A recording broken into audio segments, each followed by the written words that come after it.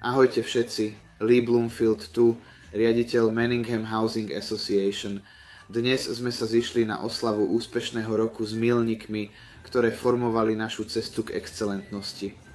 V roku 2023 sme sa vydali na transformačnú cestu so spustením nových stratégií pre budovanie nášho podnikania.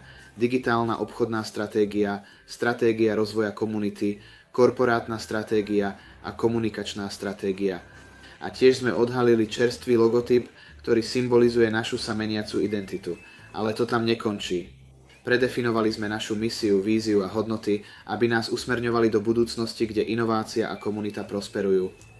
Tento rok sme získali opätovné akreditovanie našej služby zákazníkom, certifikáciu Cyber Essentials a implementovali komplexnú politiku proti vlhkosti a plesňam, čo preukazuje našu oddanosť zdraviu zákazníkov.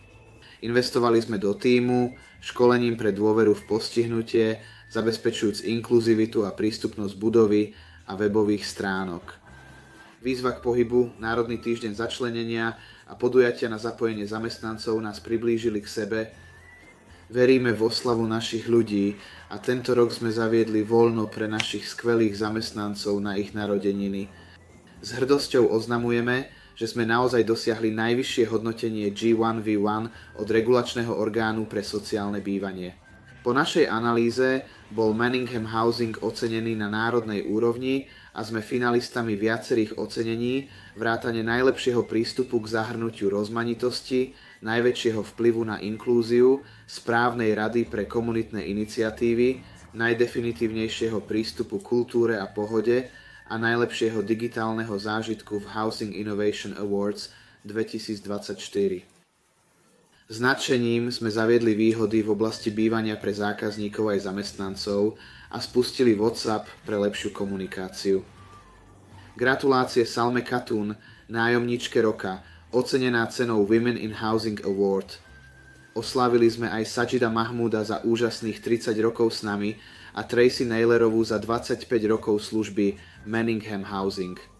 Náš záväzok k pohode zamestnancov je zrejmý v našej aktívnej účasti na Bradford Sports Awards, kde sme získali vysoké ocenenie v kategórii Aktívne pracovisko. Rupert Palmerstay je náš nový predseda, nahradil Barringtona Billinga, ktorý po 7 rokoch služby odstúpil. Som nadšený, že sa k nám pridal. Taktiež sme získali akreditáciu ISO 34015 pre riadenie ľudských zdrojov a inklúziu diverzity, čím sme posilnili naše záväzky vytvárať inkluzívne pracovisko.